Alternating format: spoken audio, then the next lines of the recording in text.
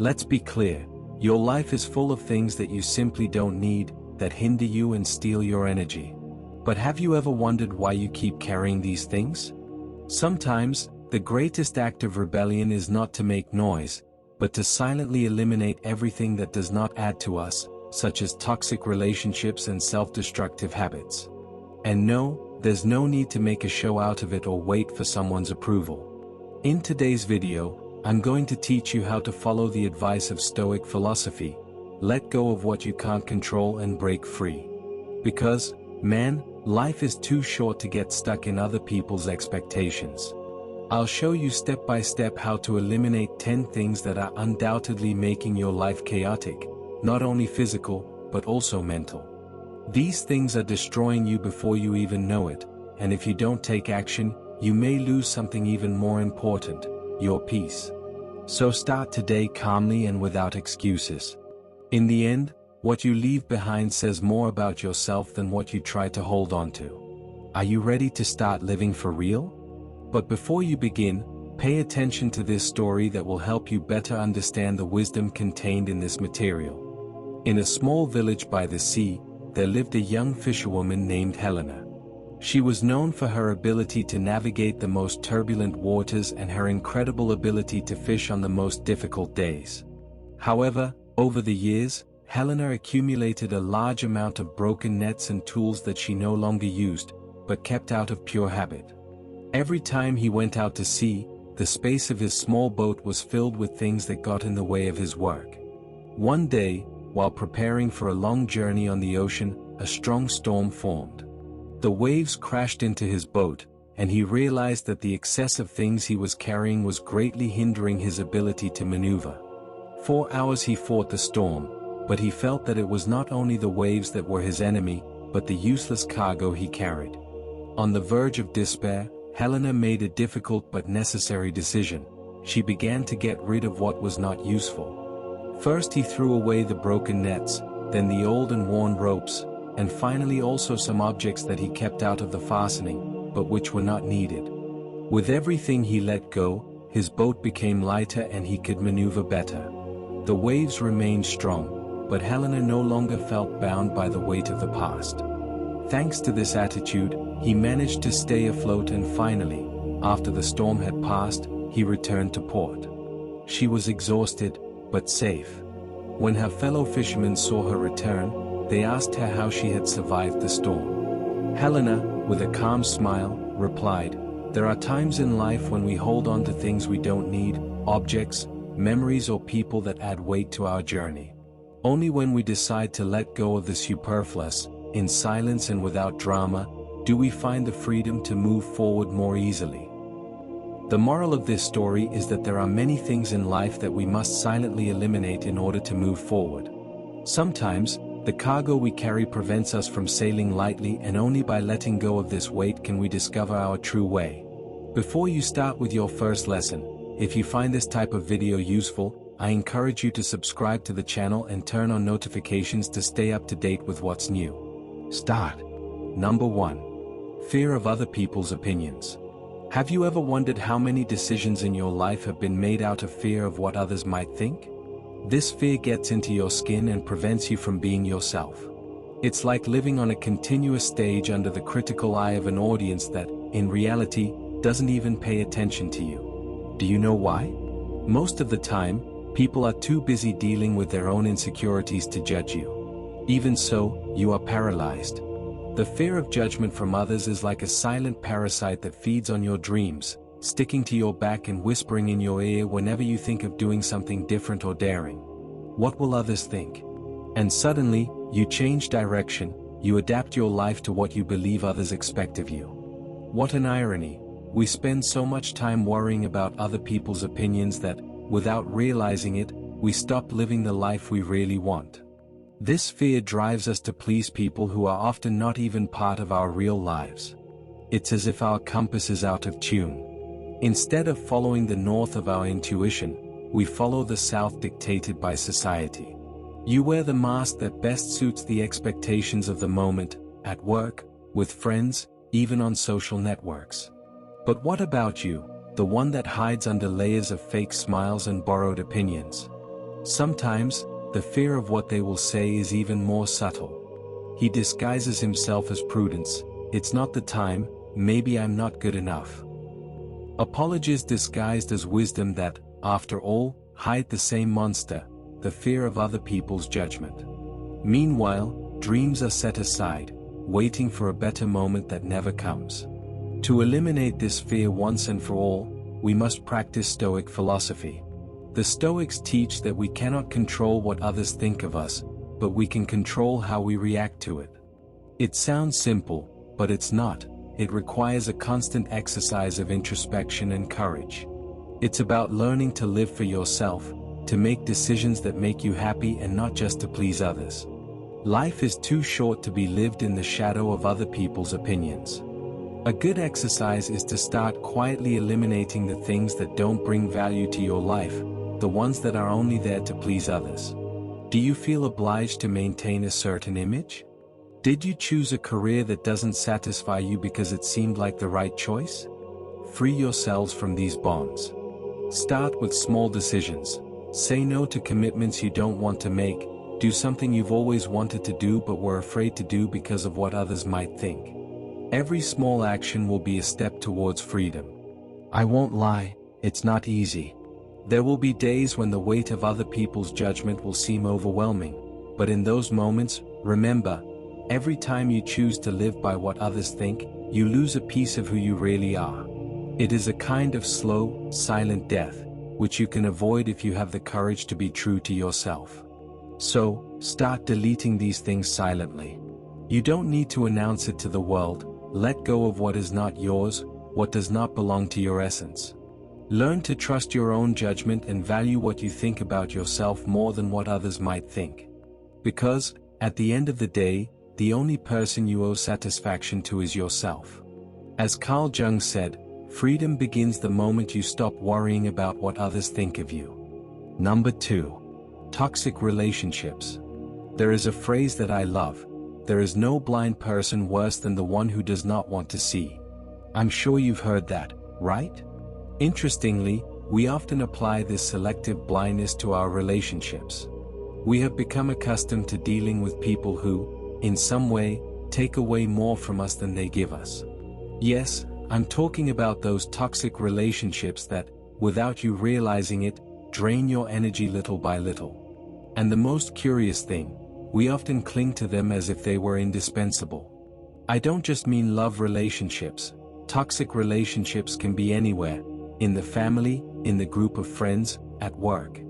And the most interesting thing is that no one forces you to keep them, but you are there, to tolerate it in silence, as if letting go was an affront to the world. Why do we do this?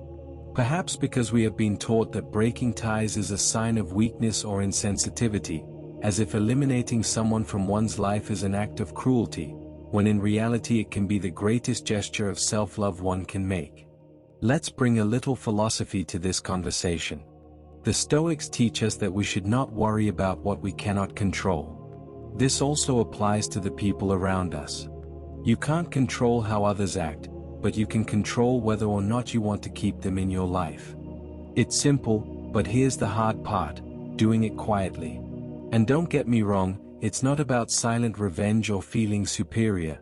It's simply a conscious decision not to fuel another relationship that wears you down. Think about it. You don't need drama to get rid of what you don't need.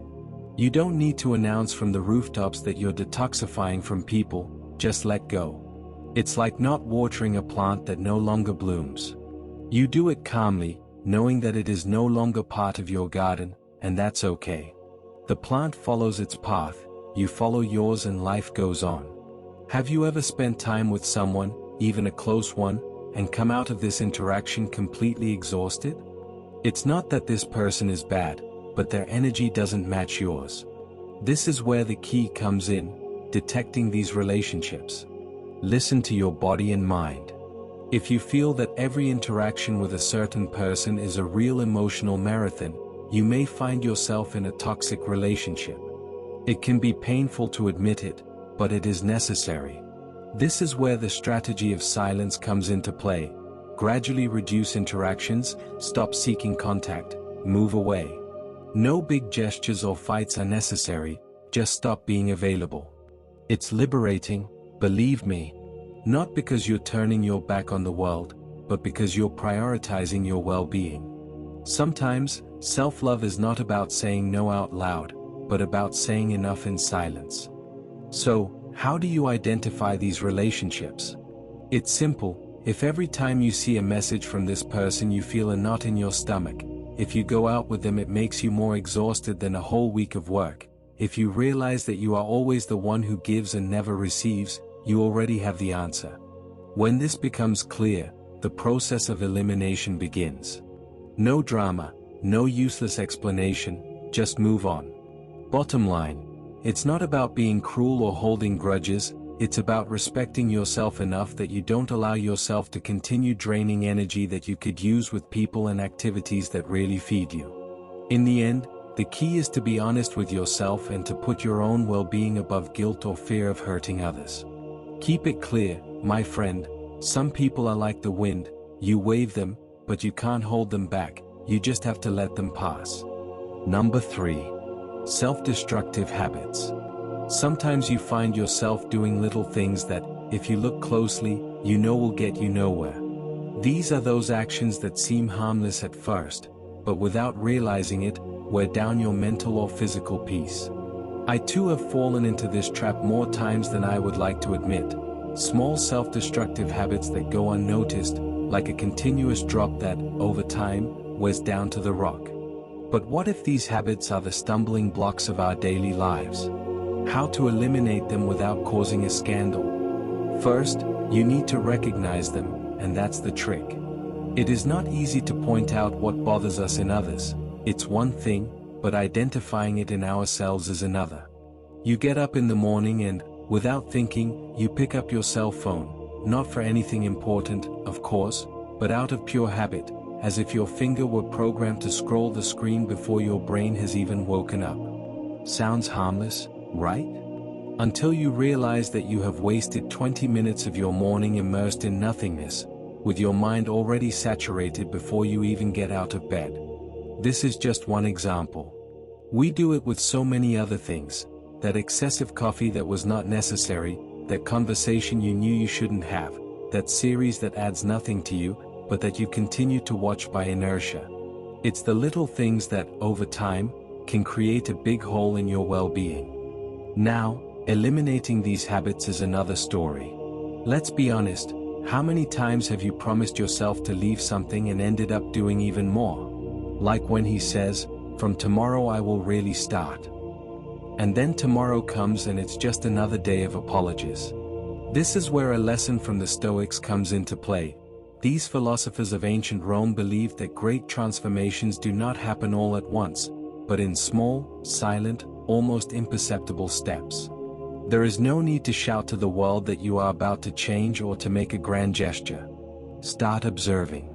The key is in consciousness. When you notice that your hand is reaching for the cell phone for no reason, stop.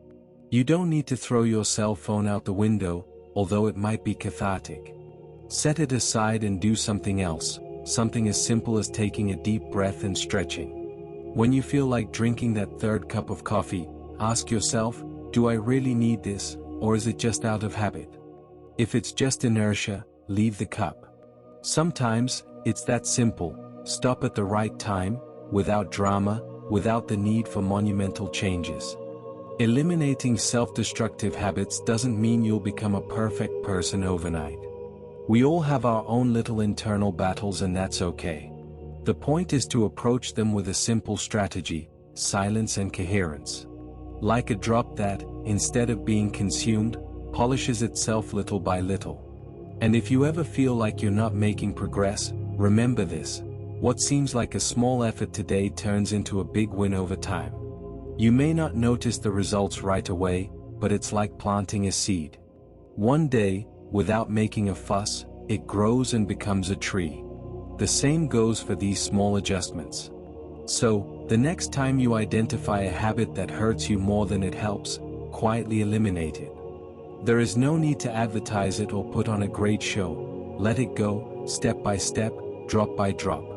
As Epictetus said, Real change does not happen, it simply happens. Number 4. The desire to control everything. Have you ever had the feeling that if you don't have absolute control over everything around you, the world will fall apart? Don't worry, I understand. We like to believe that if we organize every detail to the millimeter and prevent all the unexpected, life will be like a perfectly adjusted machine, where nothing can go wrong. What an absurd idea, isn't it?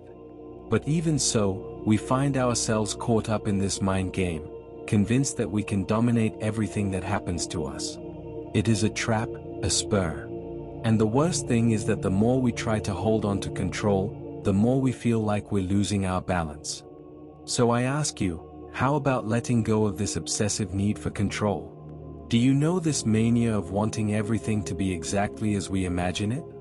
The desire to control everything is nothing more than a mental prison, which we build brick by brick, every time we believe that, with enough effort, things will go exactly as we planned.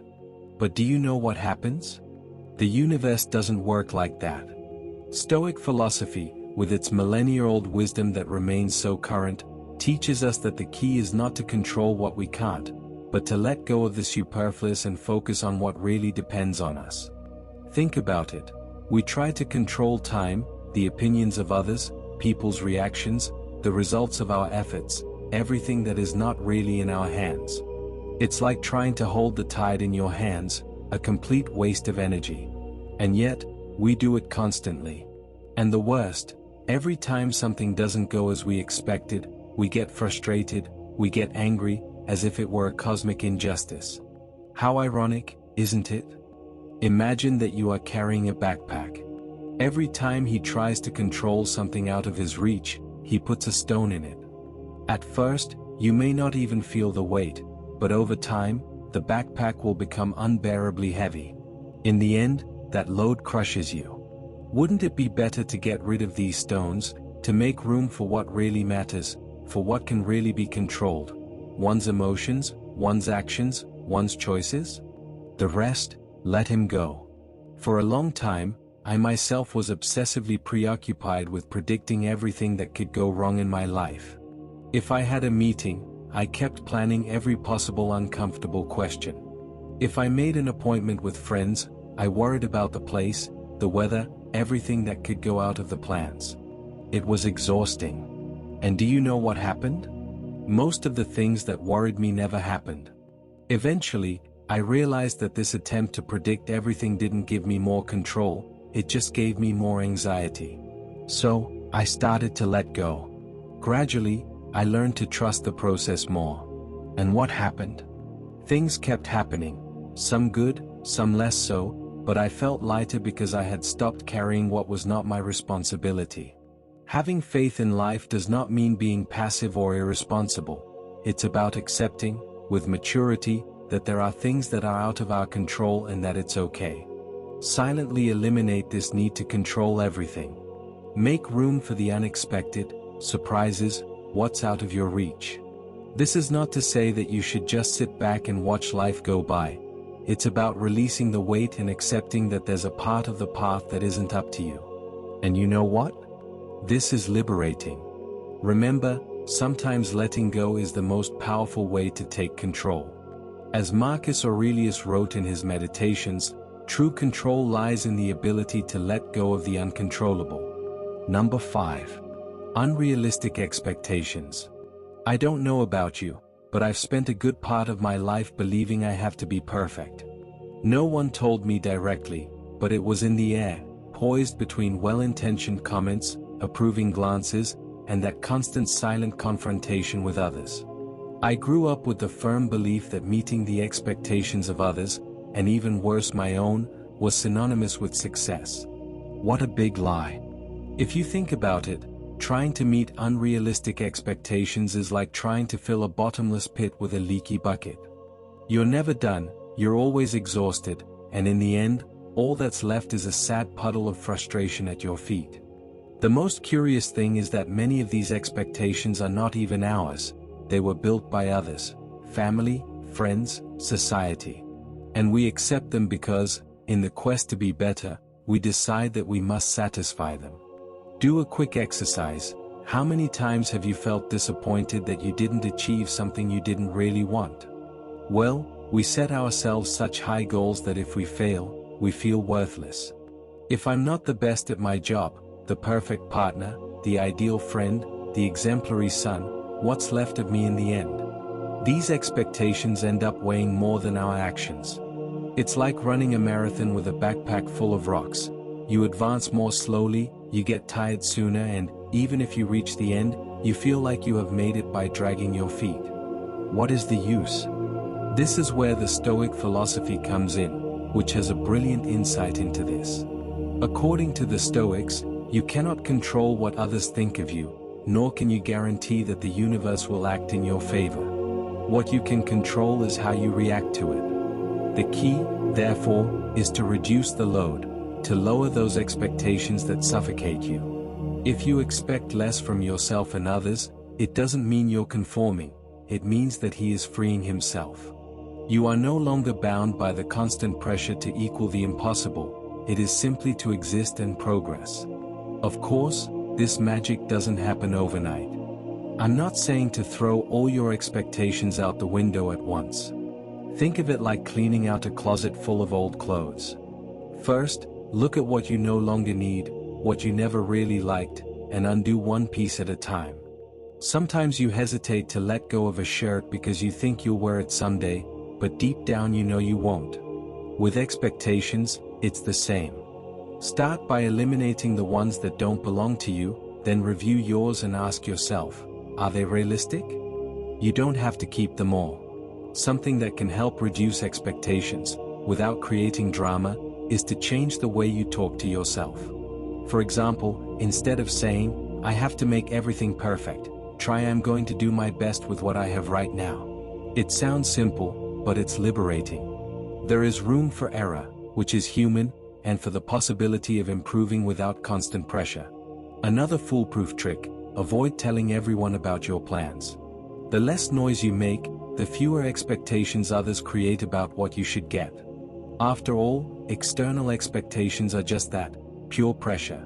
Silently delete what it doesn't add to you. You'll notice that things start to flow much more naturally.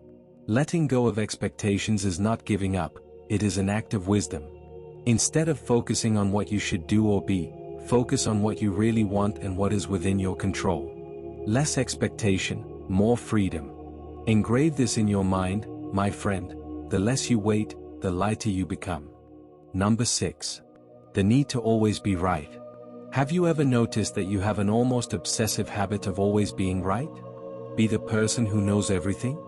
It's as if every conversation is a battlefield and victory will prove you right. A silent but relentless struggle. The worst, this war is not with others, but with yourself. Every time he insists on having the last word, it is as if he needs to convince himself that his value depends on it. Doesn't he get tired? Because, honestly, I'm already exhausted from this never-ending ride. We have been taught to believe that we must always have the right answer, as if making mistakes were synonymous with weakness. Society, social networks, and even family gatherings reinforce the idea that to fail is to fail. But I'll let you in on a secret. Sometimes, being right is the least important thing in life. Stoic philosophy teaches us to accept what we cannot control. And you know what? You can't control the perception that others have of you. This endless need to prove that you know that everything leads nowhere. It only makes you more anxious, more frustrated, and at the end of the day, more alone. Ask yourself, what's in it for you to be right all the time? An invisible medal? Doesn't sound like it's worth it, does it? It's like carrying a suitcase full of useless stones. With each argument or opinion imposed, you put another stone in it, until the weight becomes unbearable and you wonder why you are so exhausted. The answer is simple, you're wearing yourself out for something that has no real value. The next time you feel the urge to prove you're right, try to keep quiet. Not out of resignation, but out of liberation. It's like letting go of a pen you've been holding for hours without realizing it. When it widens, he feels a relief he didn't even know he needed. With the need to always be right, the same thing happens. When you let go of that weight, you realize that you've been stuck in a fight you didn't even want to face. So, how to release this need? Accept that you don't need to know everything. It's okay to make mistakes. It's okay not to have an opinion on everything. You're not competing in a contest of wisdom. Learn to truly listen, not to refute, but to understand. There is a huge difference between listening and listening. Hearing is a biological function, listening is an art. When you listen carefully, the anxiety to go or impose your point of view disappears. Enjoy the silence. Sometimes the best argument is simply to allow others to have the final say. Not every conversation needs a winner, because in the end, winning an argument is not the same as having peace. Is it always worth being right at the expense of your peace of mind? Not at all. The next time you're in a conversation and feel the urge to correct or impose your opinion, take a deep breath, drop your pen, and let go. The peace you feel will be infinitely more precious than any momentary victory. And if it is any consolation, remember the Stoics. They knew that true wisdom lies not in being right, but in knowing when to let go. As Seneca said, true knowledge does not lie in winning all battles, but in knowing when not to fight. Number 7. Digital noise. Have you ever noticed how surrounded you are by digital noise? I'm not just talking about the cars on the street or the neighbor who is making holes in the wall, but about that other noise, the one you have in your pocket, in your hands, in your eyes. Social networks, endless notifications, messages that don't stop coming. It seems that everything is designed to distract you, to keep you in a constant state of alert. And there you are, thinking you are in control, when in fact it is the digital chaos that controls you. The reality is that we live in an age where silence is a luxury. But this luxury is not as unattainable as it seems. The first step is to figure out what's really stealing your attention, because there are actually things that you should silently eliminate from your life. And yes, it's possible, it's just that it's not that obvious. I'll be honest, digital chaos doesn't go away just because you close an app. It would be like trying to put out a fire with a glass of water. What you need is to be radical, like the Stoics, who knew that inner peace was what really mattered and that they didn't achieve it by letting themselves be carried away by external distractions. So, what should you quietly eliminate from your life? Let's go. First, social networks. Yes, I know, it sounds cliché, but believe me, the more accounts you follow, the more noise you create. I'm not saying to disconnect completely, but think, do you really need to know what a friend of your sister's friend's cousin is doing? Mercilessly eliminate anything that doesn't add to you. And, if you can, do a digital cleaning from time to time, like someone organizing a closet. Remove what no longer fits, what should never be there in the first place. Secondly, notifications. Here things get interesting. Why do you allow your phone to cut you off every 2 minutes? Every time it vibrates or makes a sound, your brain jerks. This not only steals your time, but also your mental energy. Turn off all non-essential notifications. At first, you may feel some anxiety, as if you're missing something, but later, when you realize how nice it feels to have control over when and how you control your cell phone, you'll thank me. Third, the fear of losing something. Ah, the great modern villain. The fear of missing out makes us live with the feeling that if we are not connected, we will miss out on something important. But here's an inconvenient truth.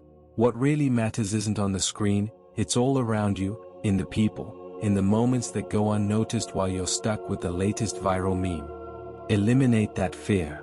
Let go of the need to be in everything, because the more you try to embrace the digital world, the more you lose what is really worthwhile. Once you've gotten rid of that unnecessary noise, something magical happens. You start hearing what really matters. Digital silence is the first step to reconnect with oneself, with one's ideas and priorities. This is where the Stoic philosophy comes in. You can't control what's going on outside of you, but you can decide how to react. When you cut out the digital noise, everything else becomes clearer. My advice is this: choose silence, not as the absence of noise, but as the conscious presence of what you really want in your life.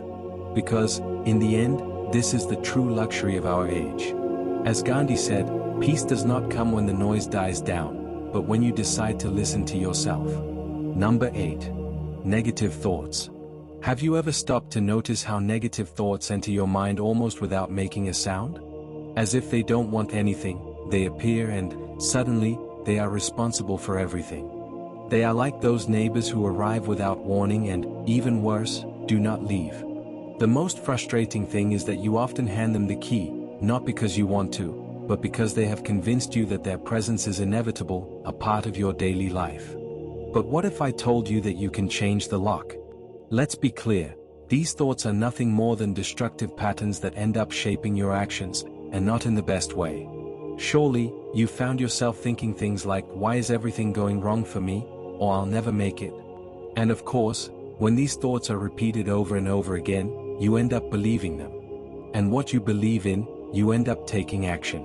It's like planting a poison tree and then wondering why the fruit isn't edible. The curious thing is that these negative thoughts don't necessarily reflect reality, but seem as real as the ground you walk on. This is where the Stoic philosophy comes in with its brutal simplicity.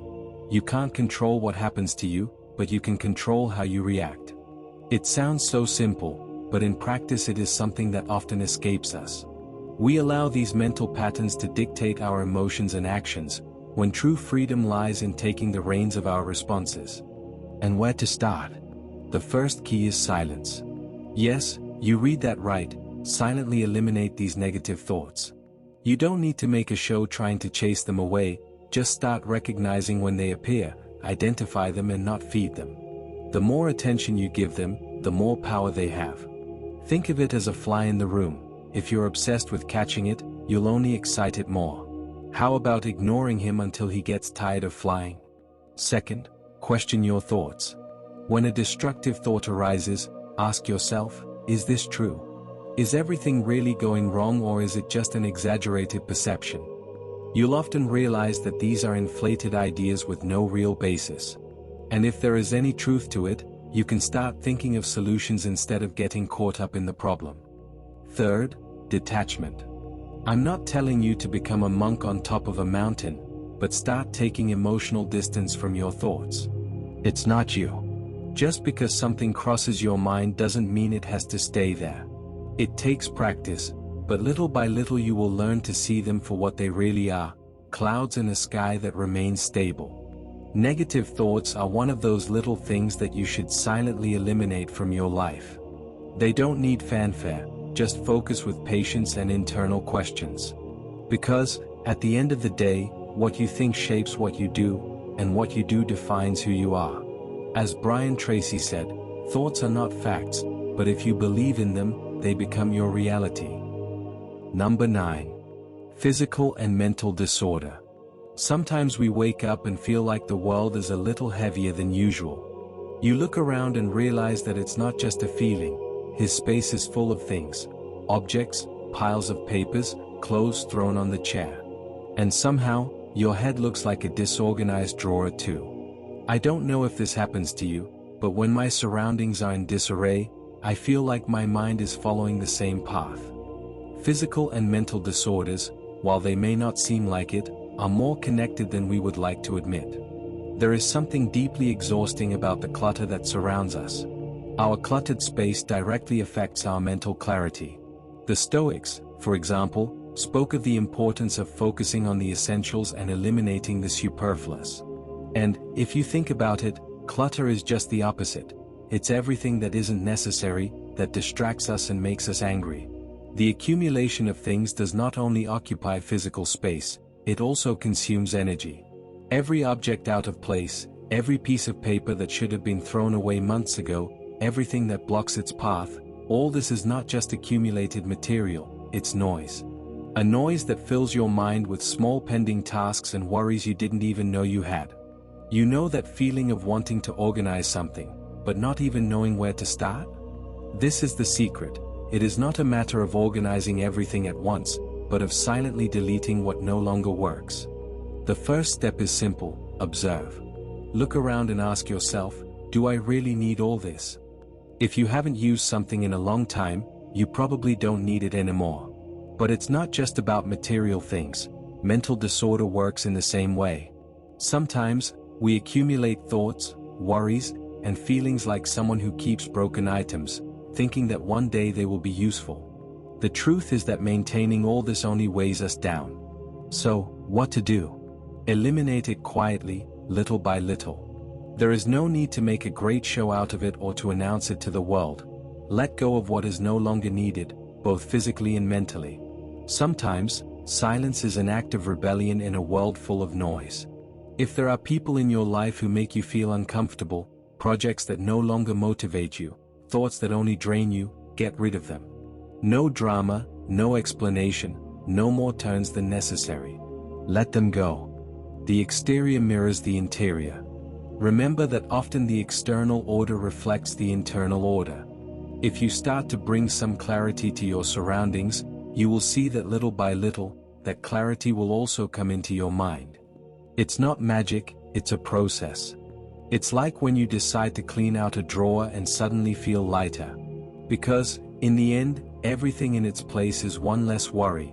Every object you drop is a step towards a lighter and clearer life. The Stoics do not complicate their lives with the superfluous. They knew the key was to focus on what really mattered and let go of the rest. It couldn't be simpler than that. Living in a world full of physical and mental disorder is like walking through a maze with no way out. But when you start to get rid of what you don't need, you find that the way out has always been there. He couldn't be seen because of the excess. If you want peace of mind, start by organizing your surroundings. Do it without haste, without noise, but constantly.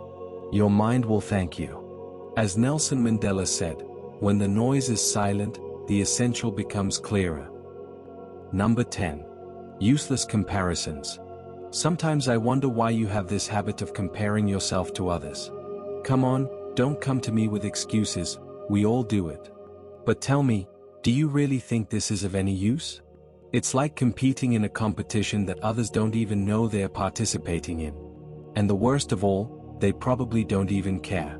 Meanwhile, you are there, in your head, measuring every step, every stumbling block, every little progress, but not yours, that of others.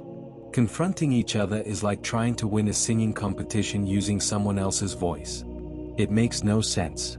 You have your own melody, your own rhythm, but you insist on following someone else's score.